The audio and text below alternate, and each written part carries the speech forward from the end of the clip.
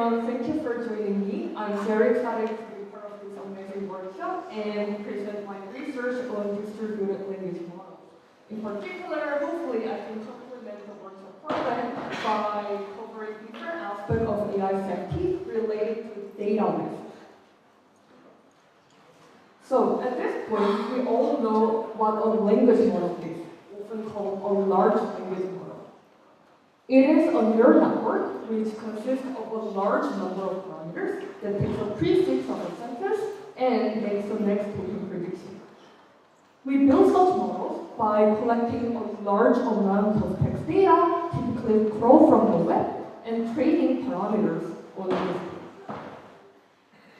Typically, we assume that this text data is homogeneous. We download the data as a single dump of text, like Common Crawl, and model training treats this data homogeneously. But the important point here is that data is actually not homogeneous. It is a large collection of text documents collected from various web sources with different attributes. Their domains are different, their creators are different, and their licenses are different. But currently, we usually ignore the fact that this data comes from other sources and just assume it's a single source of text. Now, for the purpose of this workshop, what's important is that some of these characteristics create risk associated with the data. Let's take a look at license as an example. Some data is in a public domain, which means you can use the data with any restriction. But most other web content is protected by copyright because it comes with licenses with certain restrictions. For instance, there is a license called CC that requires attribution, meaning that whenever you use the data, you need to give credit back to the data creators. There are also non-commercial licenses, which means you cannot use the data for commercial users. These are still relatively permissive in that they are all open access. But there are also closed access data, like closed access journals and textbooks, copyrighted books, and copyrighted news articles, which are not even allowed to be released publicly. But then current language modeling practices easily ignore these restrictions and just train the model on all available text data. So what do they imply in language model training? The first important part is that training data attribution is very difficult. When the data is included in the training data of the model, and this model generates text to the text input, it is very difficult to trace the contribution of particular training data to the model prediction. That means even though data is clearly a core contributor of the model performance, the data creators cannot get appropriate credit. This can be even more problematic because a generative model can reproduce their training data. A generative model can reproduce text that is substantially similar to or even identical to the training data. For instance, in our recent preprint, we found that models like Llama 3 can reproduce the verbatim, plot, and characters of copyrighted books like character books. This can be even more problematic when we are using the model to compete with the original data creators' market. For instance, if we are using the model to get help with writing a book, then it is essentially competing with existing authors whose work is included in the training data of the model, and essentially in creative competition between data creators and model users. Therefore, it is very natural for data creators to want to opt out from the model, or to get credited every time the model uses their data. Also, people often want to delete their private information from the model. All of these issues create various legal risks to companies that develop and host AI models. They can get lawsuits for copyright infringement, or for violating DMC that requires keeping copyright information, management information like a copyright notice. You also need to comply with regulations related to user privacy. For instance, if you're a company in the European Union, you have to comply to GDPR and delete user data every 5 months. All of these issues are ongoing, urgent problems, already spiking many legal and social issues. But why are we not having a good solution already? Well, the simplest solution that we can think of is to consider permissive text data only and train the model only on this data. In fact, our research did it for the first time, and I will discuss it briefly very soon. However, this approach has a very clear limitation, which is poor performance. Training on permissive data only gives poor performance because the data is too small and has very strict distribution of domains. In fact, this approach is also too conservative because it assumes that using licensed or copyrighted materials is not permitted at all, whereas in practice, it could be permitted on certain cases.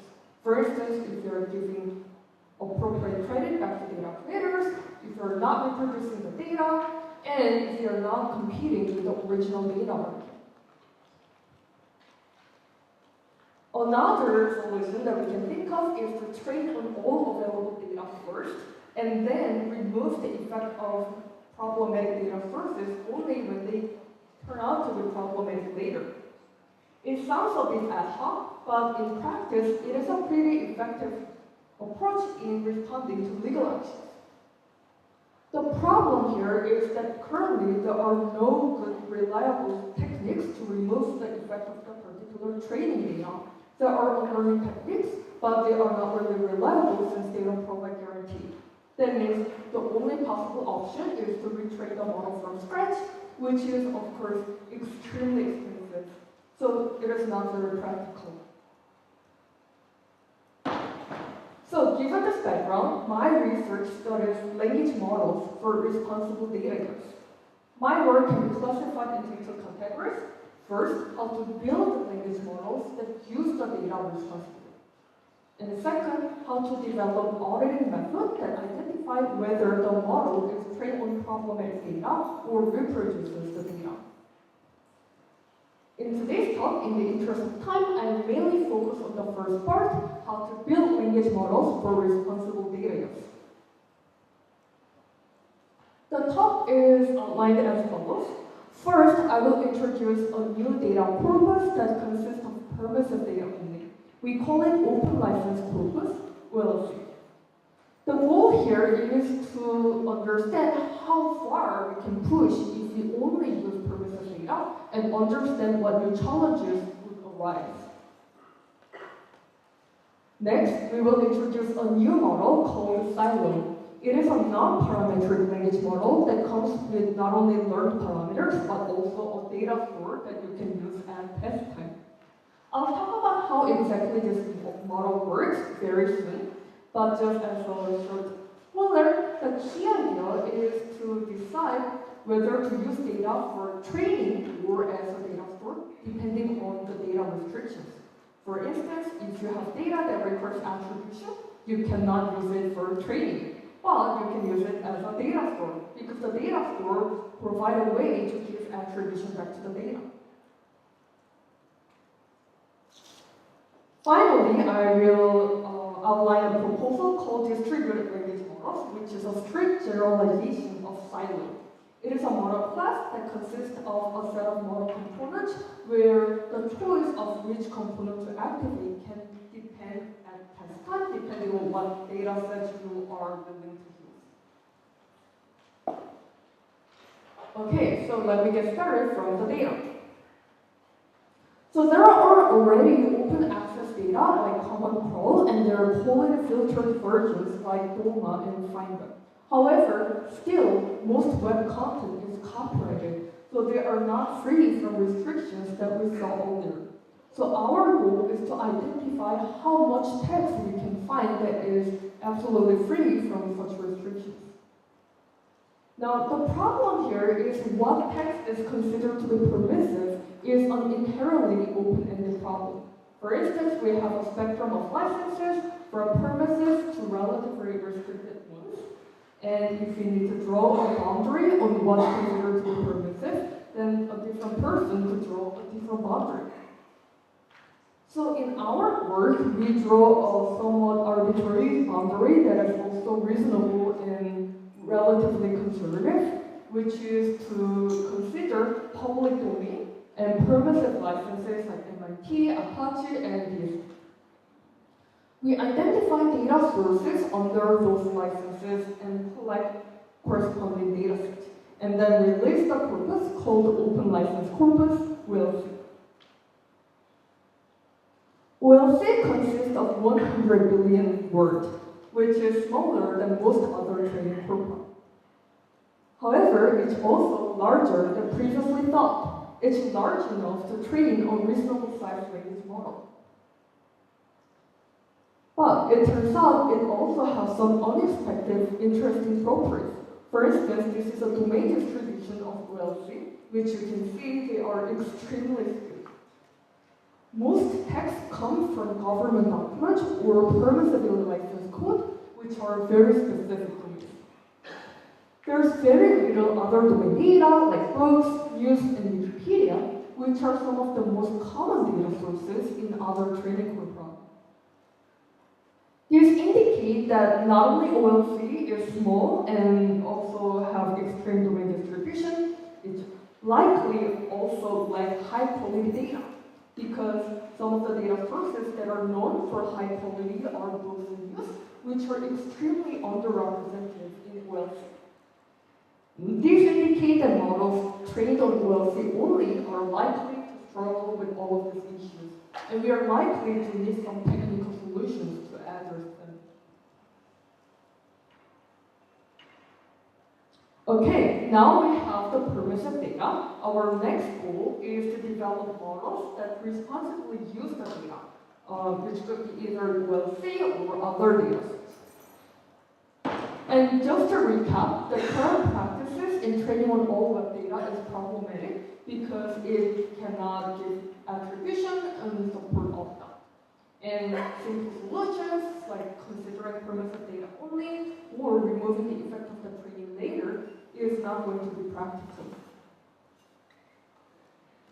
So here is our proposed solution.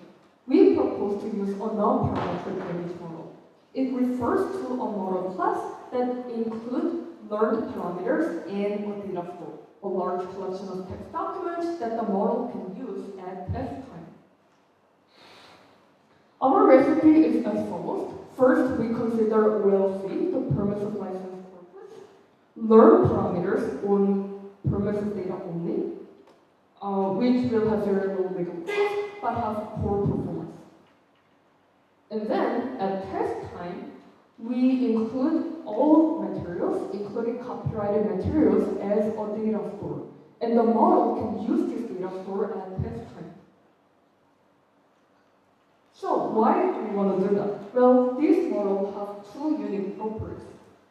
First, we can provide attribution back to the data as long as the data is included in the data store, because we can precisely trace which part of the data contributed to the model prediction, and then can be traced with any metadata like a copyright words.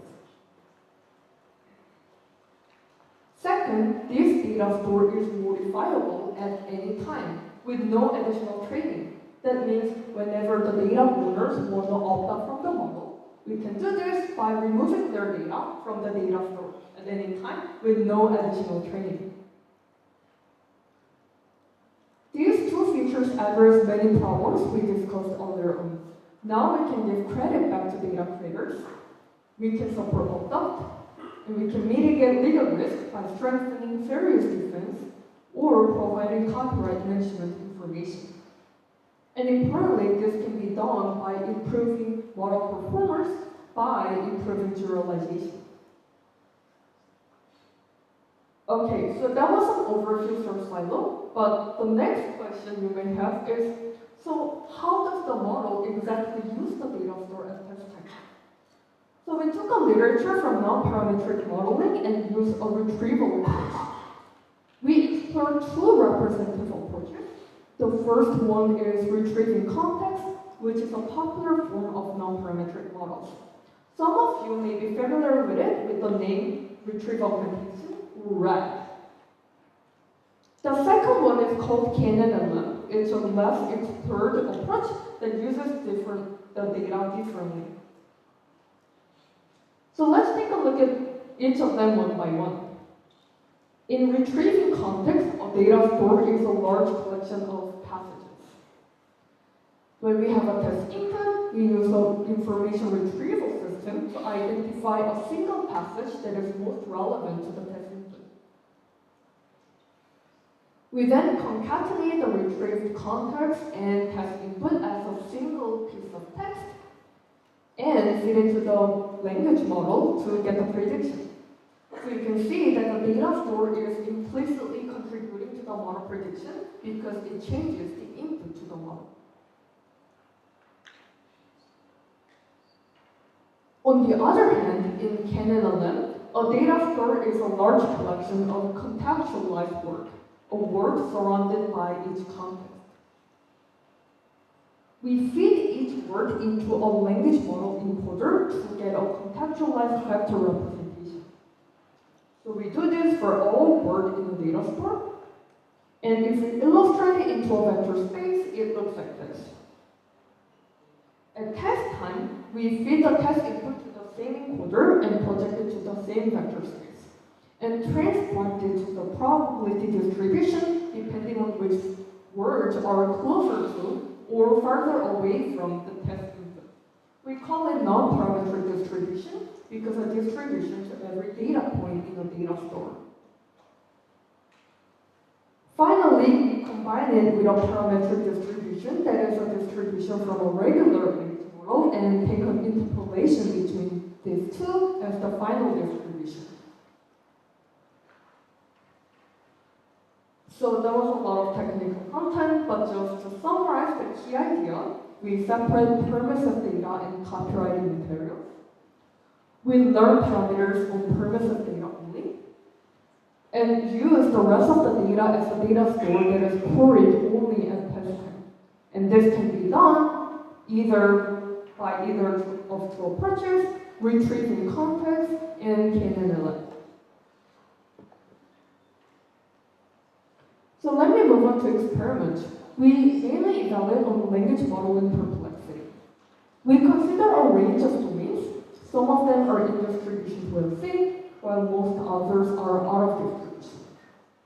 In particular, we included a few domains that highlight specific legal risk. For instance, many of them are copyrighted. Wikipedia requires attribution. We have GitHub, which is mostly non-permissive, and also some data sources that include private information. Here's the graph. Since it's a perplexity, the lower the better. This is a parametric only silo that is not using a data store. So this is a model that is only using permissive text. As a reference, we compare it with Pythia, an existing model that is trained mostly on non-permissive text. We can see that silo is pretty competitive when domains are in distribution. But when domains are out of distribution, parametric only silo falls short. Next, we consider adding a data store using RIC-LM. It reduces perplexity, which is great, but it's still worse than Pythia. Finally, we added a data store using KNN. It further improved perplexity, reducing the gap to Pythia by 90% on average. So I mentioned earlier that the data attribution by silo is key in mitigating data risk. So let's take a look at some attribution examples. This is a test input from a Harry Potter book. It is talking about a specific clickers. Now we can use this test input to query over a data store that includes copyrighted books. Then the model retrieves a context from another Harry Potter book and assign a high score to the correct token, which is green. And as you can see here, we can precisely see which context in the data store contributes to the model prediction. So we can give appropriate credit. Let's take a look at another example, this time in the code domain. This is a PHP code, and we can query over a data store that includes GitHub. This is a top context retrieved by the model. It retrieves another PHP code and assigns a high score to the correct token. An interesting thing here is that this retrieved context is copyrighted, and it comes with a copyright notice. So you could imagine that this copyright notice could be provided to the user together with model prediction. So the users can understand what exact copyrighted materials they are using. So Silo has many advantages, but it also comes with a trade-off, just like any other model classes. In particular, in runtime speed. This is a graph where x-axis indicates runtime speed, so the higher the better. Y-axis is perplexity, so the lower the better. This is parametric only Silo. It is very fast, but its performance is very bad. This is RSA-LM. We have multiple data points because we can control for the size of the data store. As the data store is larger, the performance is better, but it's also slower. This is Canon-LM, and although its performance is much better, it's also slower. So there is another trade-off in performance and speed, even across different model classes. A good news here is that we can do some approximation in nearest neighbor search to improve runtime speed. For instance, we can play around with a hyperparameter called nprop to do some approximation, and it can greatly improve performance. And you can see here that Canon-LM is still more competitive than other models within the similar runtime speed. But nonetheless, they're still slower than regular models, and improving runtime speed is an important avenue for future work. Okay, this concludes Silo. I think Silo is great, but I want to highlight that this is only one possible form of language models that we can build to use the data responsibly. So the next question I want to ask is, what would be the general form of such models? So in this context, I want to discuss a distributed language models. It is a strict generalization of Silo, which I think is essential direction for future models. This is more of a proposal for future work, so I would love to get feedback and discuss further to make it more concrete.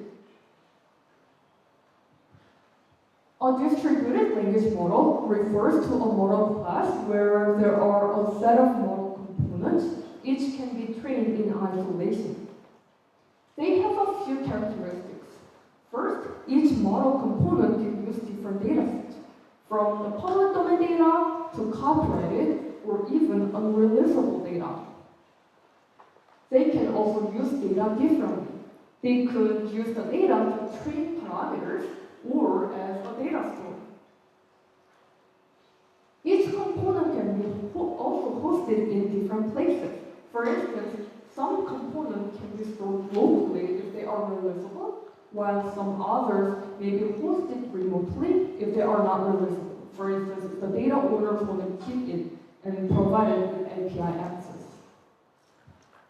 Now, the most important characteristic here is that which component to activate can be flexible at test time depending on who the user is and what the use cases are, and importantly, what risk performance level the user is willing to accept. For instance, if you're a user who want to minimize risk, then you may want to use public domain data only. And in that case, you may want to activate the first component only. If you're fine with using copyrighted materials as long as they are releasable, then you may choose to activate two components. And finally, if you don't care much about risk and want to maximize performance by using all available data out there, then you may want to activate all model components because they're likely to give you a better performance. And the fact that this choice is flexible at test time is very important because this choice depends not only on user but also on their use cases. For instance, how risky reproduction of training data is, and how likely your use cases would compete with the original data market. So this is an outline of distributed model, but what are concrete examples of such models? Let's take a look at some examples. One of them is non-parametric models, like Silo, as we just saw earlier on. For instance, we can identify which data sets require attribution or not, use them to train model parameters if they don't require attribution, and use it as a data store if they do require attribution. And then at test time, users can use a combination of them so that we can trace the contribution of each data source in a data store. Another possible form of distributed models is a mixture of experts, specifically a model class where each expert can be trained in isolation. For instance, we can categorize different data sources based on a few criteria, like whether the data is copyrighted or whether the data is releasable. And then we can train each parametric expert on each category of data in isolation. At test time, we can decide on which experts to activate based on what risk levels we are willing to accept. For instance, you may choose to use one expert only, in which case inference is trivial. But you could also choose to use two experts or more experts, in which case we need a technique called model merging. It's a technique to merge multiple experts, typically by weighted averaging model parameters or output distribution from each expert. A last form of distributed models is a collaborative language model, which is a combination of different classes of parametric models. As an example, let's take a look at the reproduction. As we discussed earlier, some data sets are strictly prohibited from reproduction, while some others may be relatively permissive. And training a generative model on those data sets could be risky, because a generative model always has some risk to reproduce the training data. Now, one interesting thing here is that it is problematic only when the model is generative. And if the model is not generative, then training on those data can be less restrictive because it does not have a risk of reproducing the training data. So, leveraging this fact, we can design a collaborative model that includes a generative model and a non-generative model. A generative model can be trained only on data whose reproduction is permissive, but training a non-generative model could be less restrictive.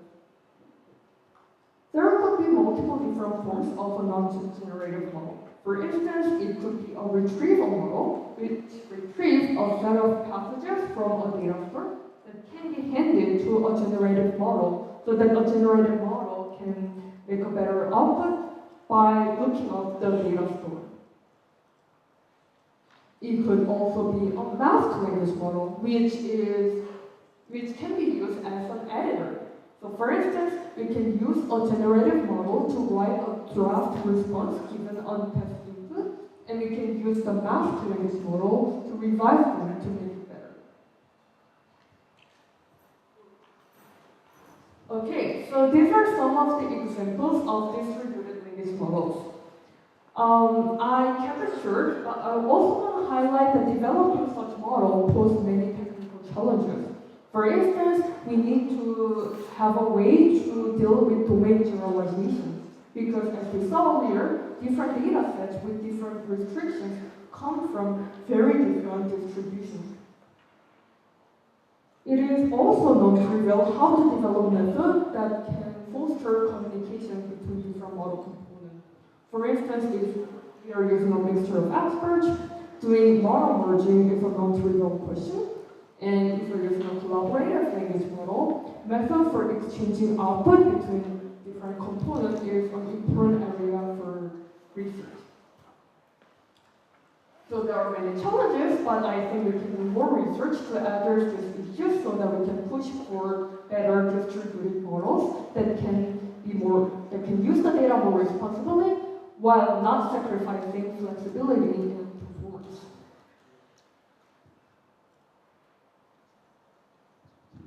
Okay, so that was all for today's talk. Let me wrap up with a short summary. So in this talk, I discussed about some of the research on developing language models for responsible data use. And the background for this is that every data source has their own restrictions, which current language modeling practices largely ignore. We started from collecting a permissively licensed text corpus called Open License Corpus, in short OLC. We find that OLC is larger than previously thought, but it also comes with unexpected challenges like extreme domain distribution. And therefore, training on OLC only gives poor performance. We then introduced a new model called Sewon. It is a non-parametric language model that comes with a data store that it can include copyrighted materials. This is a lot because it can support attribution and opt-out. And this can also recover performance by improving domain generalization. And finally, I outlined a proposal called distributed language models, which include a set of model components where the choice of component to activate can be flexible depending on use cases. I'm also very excited to see some follow-up work from the community after we published the work. So I want to mention some of them. One direction is on scaling up the permissive license text corpus. We'll see took a bottom-up approach where we identify a few data licenses to use and collect corresponding data sets. However, it is also possible to take a top-down approach where we consider all common pro data and infer licenses so that the data can be much larger. We are aware of a few different projects that are taking this approach in parallel, and I'm very excited to see this data out in the near future. And their target is to collect 500 billion tokens, which is 5 times larger than Web3, which is exciting.